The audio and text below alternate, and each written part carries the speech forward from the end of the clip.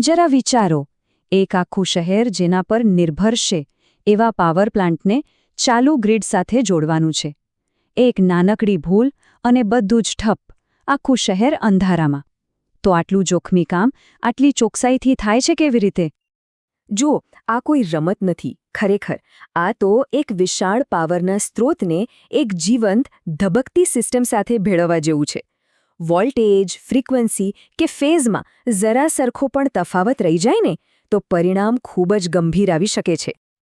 ચાલો આને એકદમ સાદી રીતે સમજીએ. કલ્પના કરો કે એક ડાન્સર છે જે એકદમ સ્પીડમાં ફરતી ચકરડી પર કૂદકો મારવા માંગે છે.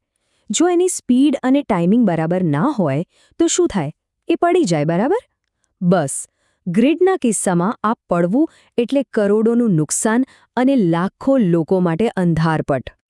તો આ જ છે એ સૌથી મોટો અને સૌથી અગત્યનો પડકાર, એક નવા પાવર સોર્સને ચાલુ ગ્રીડ સાથે એકદમ પરફેક્ટ રીતે જોડવો. પહેલાંના જમાનામાં શું થતું હતું ખબર છે? એન્જિનિયરો લેમ્પ પદ્ધતિનો ઉપયોગ કરતા, જેમાં લાઇટના ઝબકારા પરથી અંદાજ લગાવવામાં આવતો. મતલબ બધું જ ઓપરેટરની આવડત અને એના અનુભવ પર ચાલતું, જેમાં ભૂલ થવાની શક્યતા પણ રહેતી. પણ પછી ટેકનોલોજી આવી અને એણે આપણને એક સારો અને સુરક્ષિત રસ્તો બતાવ્યો. અને એ ટેકનોલોજીનું નામ છે સિન્ક્રોસ્કોપ.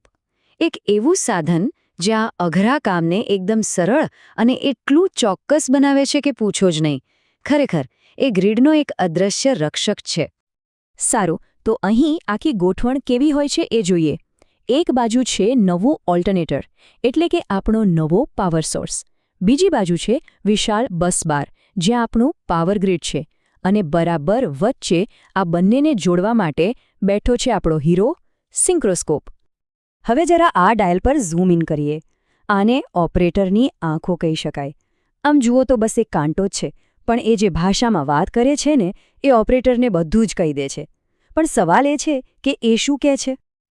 આ કાંટાની દરેક હલનચલન એક કોડ જેવી છે, એક સિક્રેટ મેસેજ. ચાલો આ કોડને તોડવાની એટલે કે સમજવાની કોશિશ કરીએ.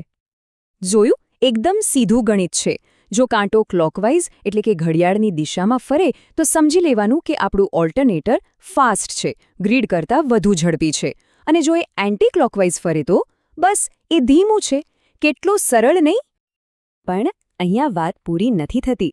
ખાલી કઈ દિશામાં ફરે છે એ જ નહીં, પણ કેટલી સ્પીડથી ફરે છે ને એ પણ બહુ જ કામનું છે.